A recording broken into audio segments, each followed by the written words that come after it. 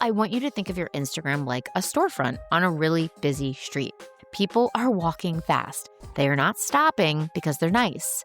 They stop because the window made them feel something. Your profile on Instagram is the storefront window, and your job is to make it an easy yes. Welcome to The Creative Bodega, a podcast about content marketing, Instagram growth, and personal branding for female service-based solopreneurs who want to grow their business without letting it take over their lives. I'm your host, Em Connors, and each week I'll share actionable tips, expert advice, and unfiltered truths to help you create engaging content, connect authentically with your audience, and turn followers into loyal customers, all without the burnout.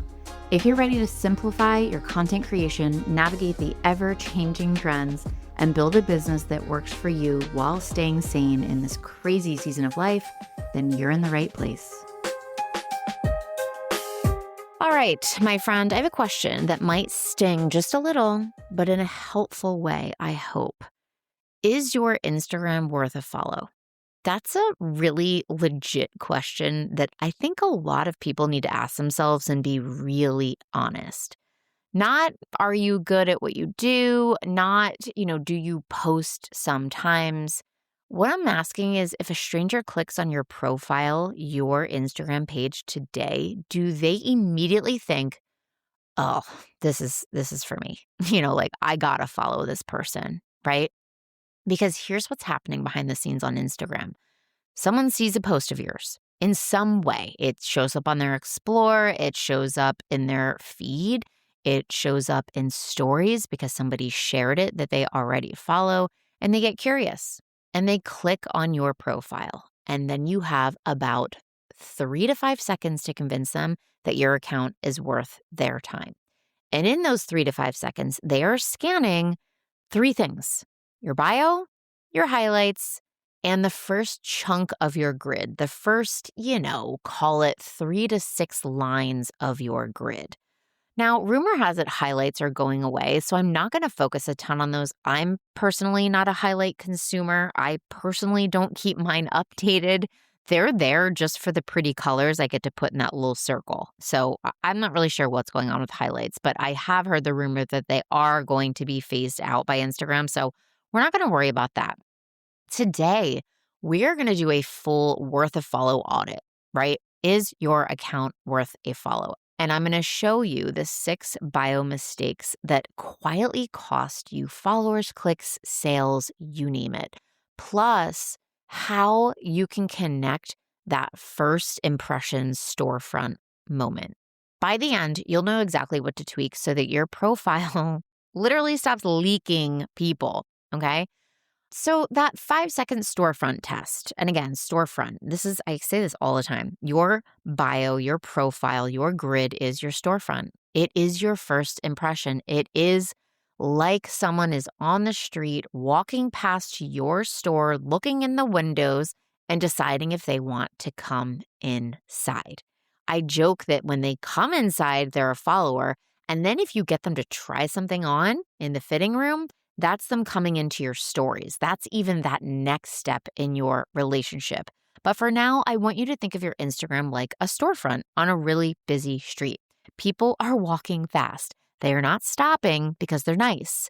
They stop because the window made them feel something: clarity or curiosity or confidence, or just that wait, this is exactly what I need kind of moment. Your profile on Instagram is the storefront window. And your job is to make it an easy yes. And it's easier than you think to do that. But oh my God, how many really bad Instagram bios I have seen in my 5 years of doing this. It's abundant. And I get it. Words are hard and it's a very small space. And you gotta be clear. So that's what we're going to do today. Don't worry. Take a deep breath. So while you're listening, I want you to literally pull up your Instagram profile. Yes, literally now. And look at it like you've never seen it before. And this is what we do inside the Coven, actually. When people want me to audit their bios, I have a specific call where that's all we do. So they submit their profiles, and I have them all up in a million tabs and on my window, on my screen, and we go one by one by one. And I actually will say to everyone, I'll pull it up and I'll say, Do you guys know what she does? And people, that's actually a very comfortable community, and people unmute and be like, I don't, right? And so you really need to be able to look at it with that fresh perspective. And if you can't, if you're so close to it, and you're in my membership, ask us to look at it. Or if you have a friend who also is in this world, ask them to look at it and tell you the God's honest truth, right? Don't sugarcoat it. So going back to wanting you to act like you've never seen it before, I want you to ask yourself, do I instantly get who this is for? Do I instantly get what this person helps with? Do I feel pulled to follow or to click? And if not, it's usually because one of these mistakes. Mistake number 1, your bio doesn't say who you help. And I'm telling you, I see this so often. If your bio could apply to literally anyone, it's not doing its job. Stuff like, just like those generic, like helping women glow up, empowering you daily, or lifestyle and business and mindset, like just these like generic words that don't really mean much to the average. It's just not clear. It's not clear. So it's a vibe. It's a vibe. I get that, but it is not a decision maker, because your dream client needs to land and go, oh, that's me. Like, I'm in the right place. And none of those 3 that I just said are clear enough that would make me say, oh, that's me, right? Like helping women glow up. Oh, that's me. Like, no, that's not me. Empowering me daily. How? What empowering me to do what? Lifestyle and business and mindset.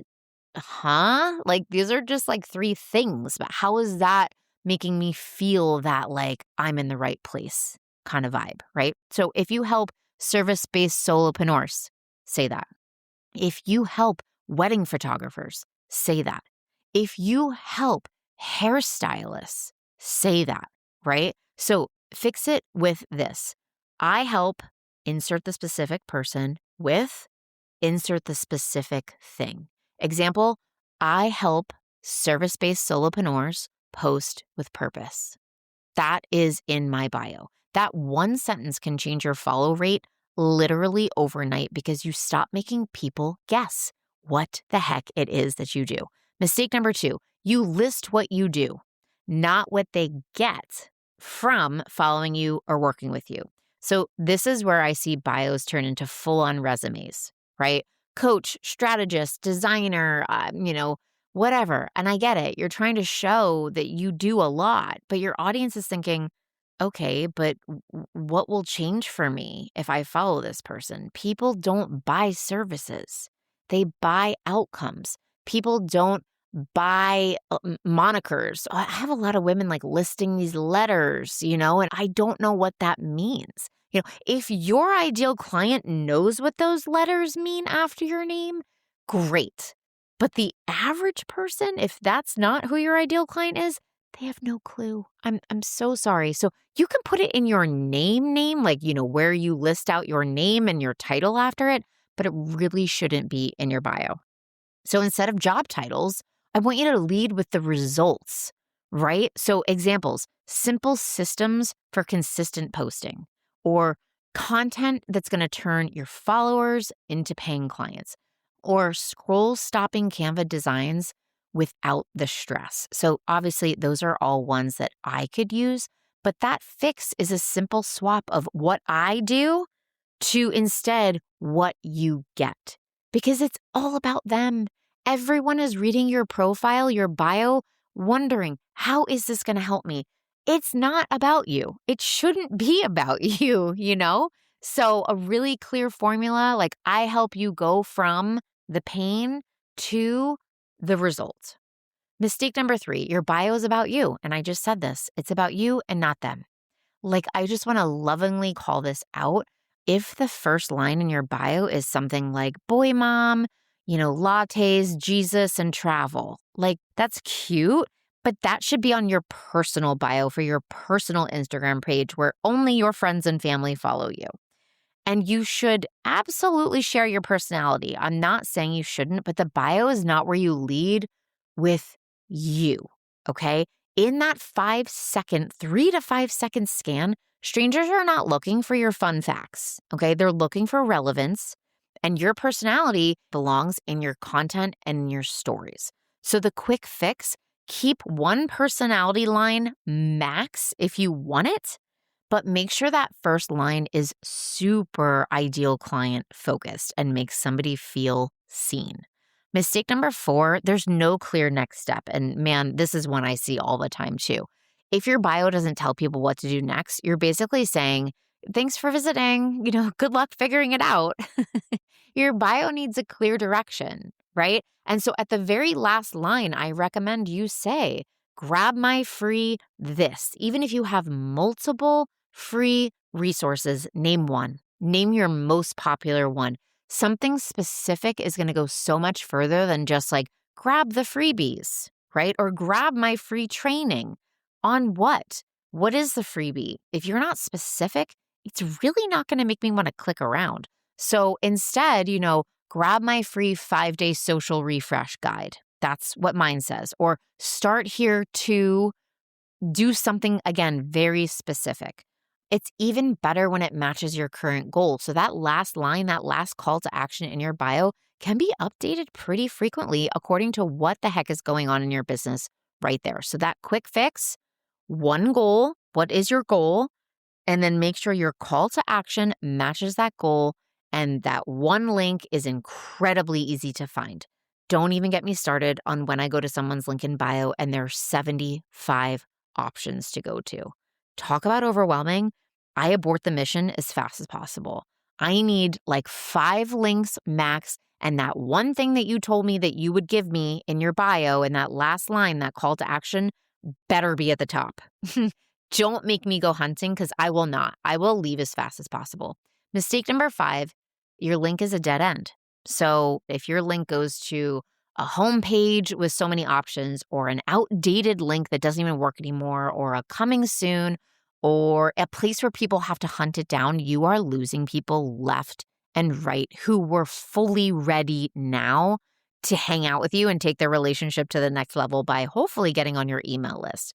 Your link should feel like a ramp, not a full-on maze. So the quick fix, your first button should be the most obvious next step, right? So mine says, start here, 5-day free refresh challenge, something like that, right?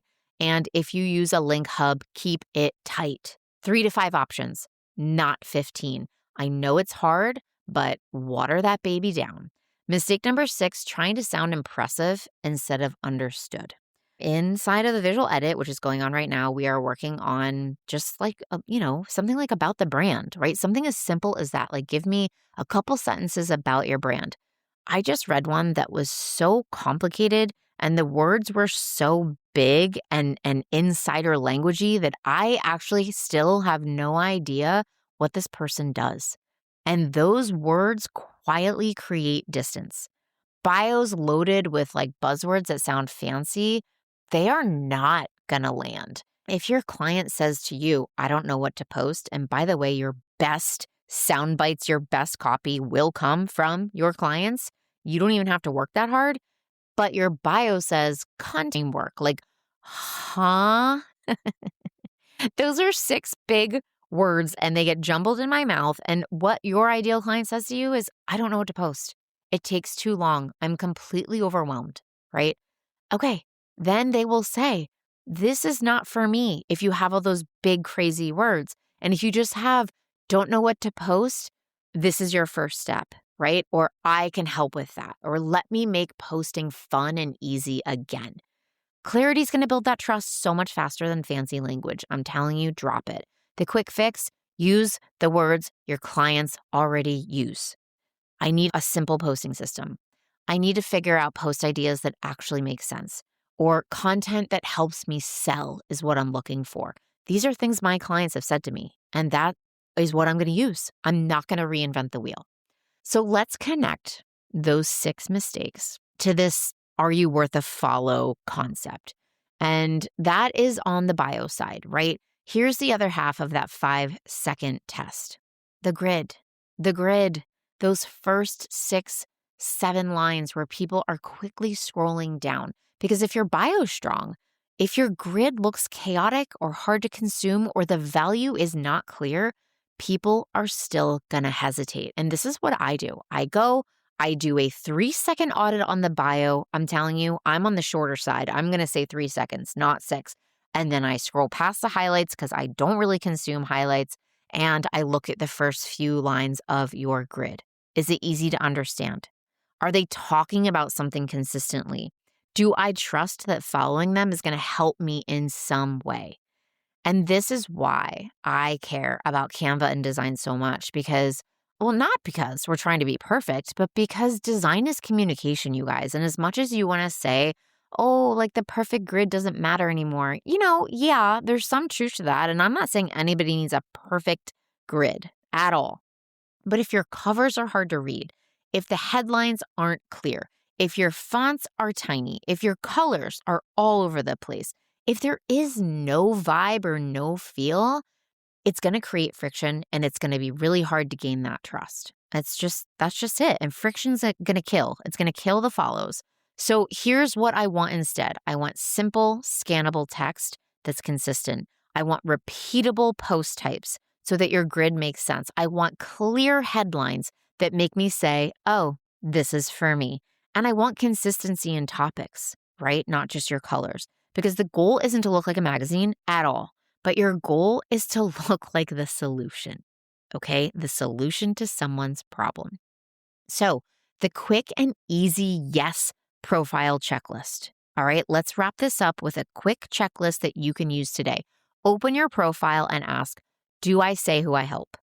Do I say what results I help them get? Is there a clear next step? So I'm going to be the guinea pig in this. I looked at my profile before recording this episode and really made sure that what I was teaching you is what I do, right? And how I'm structuring my bio. And I want to, walk the walk. So mine says, before you can sell, you need to be seen. Repeatable posting systems for service-based solopreneurs. Free 5-day social refresh challenge with an arrow pointing down. And then when you click on my bio or the link in my bio, the very first thing you see is 5-day social refresh challenge. No one is hunting for that. It is clear as day. So let's see. Do I say who I help? I sure do. I say service-based solopreneurs. Do I say what results I'm going to help them get?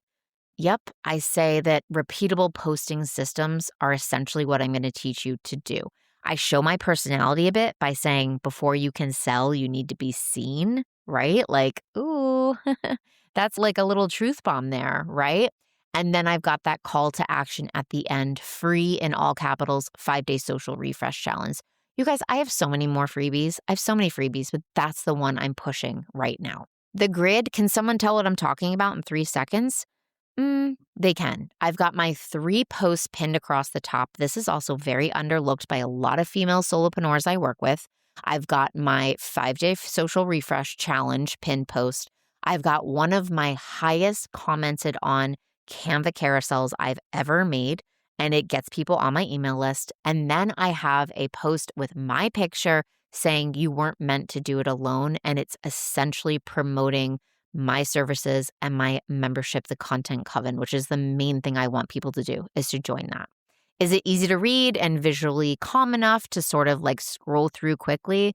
It is. I've got headlines. They're in clear, bold fonts. Nothing is in like some weird scripty font or anything like that. So, if you said no to any of these, you don't need a whole rebrand. I promise you, you just need a few strategic tweaks. And this whole episode basically goes through all of those. All right, my friend. So go make your Instagram an easy yes. It is low-hanging fruit. It is not super sexy, but oh my gosh, if you clear this up, you're going to see a huge difference in your follows. I'm just not going to lie. So I will see you on the next episode. Thanks so much for hanging out with me on the Creative Bodega podcast. If you love this episode, please be sure to share it with a fellow solopreneur who could use a little content creation inspiration. And hey, don't forget to check out the show notes for any resources I mentioned on the episode to help you create content that feels easy and actually gets you results. If you want even more Canva and content tips, head over to my website, thecreativebodega.com, or find me on Instagram under the same name. Until next time, keep creating, keep showing up, and most importantly, try and have a little fun with your content. I'll see you on the next episode.